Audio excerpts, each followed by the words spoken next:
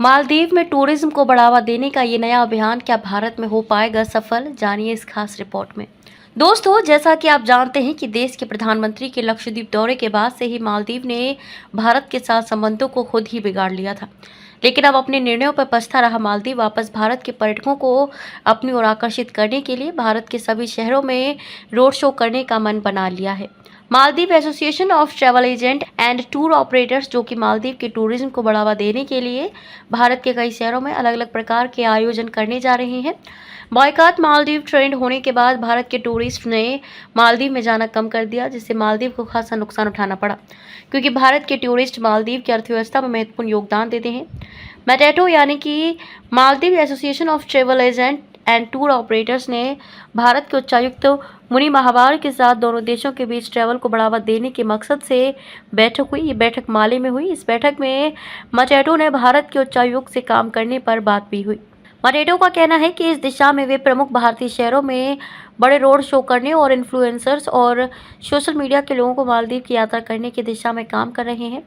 भारत मालदीव के लिए एक महत्वपूर्ण पर्यटन बाजार है और वे भारत में बड़ी यात्रा करवाने वाले और इस बिजनेस से जुड़े लोगों के साथ भी हाथ मिलाने के लिए तैयार हैं।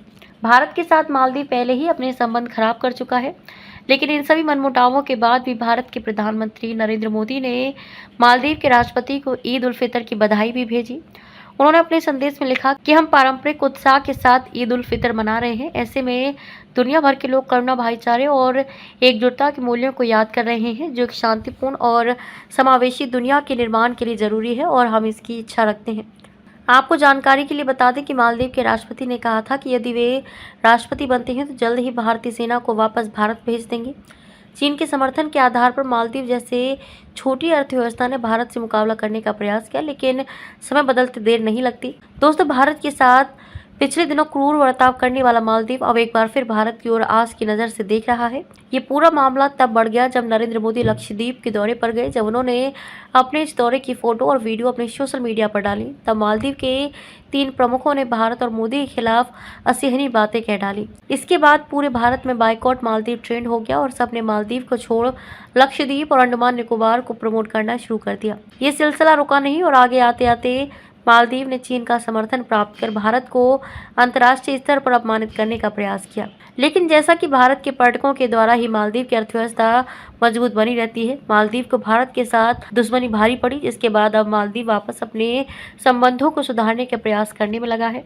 आपको बता दें कि जहां 2023 में भारतीय पर्यटकों की संख्या 17,020 थी, वही 2024 में 12,700 रहेगी।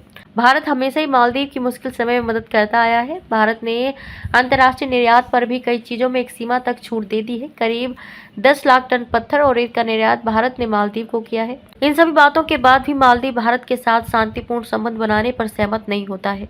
लेकिन पर्यटन के मामले में मालदीव भारत पर ही निर्भर है। देखना ये होगा कि मालदीव द्वारा किया जा रहा ये रोड शो कितना सफल होता है। भारत के साथ की गई दुश्मनी का खामियाजा तो मालदीव को उठाना ही पड़ेगा। ऐसी देश और दुनिया की तमाम बड़ी खबरों के लिए हमारे YouTube channel changing future news को सब्सक्राइब करें और वीडियो को लाइक और शेयर करें। धन्यवाद। बड़ी से बड़ी खबर, क्राइम से लेकर राजनीति तक किस नेता ने 5 साल में क्या काम कराया।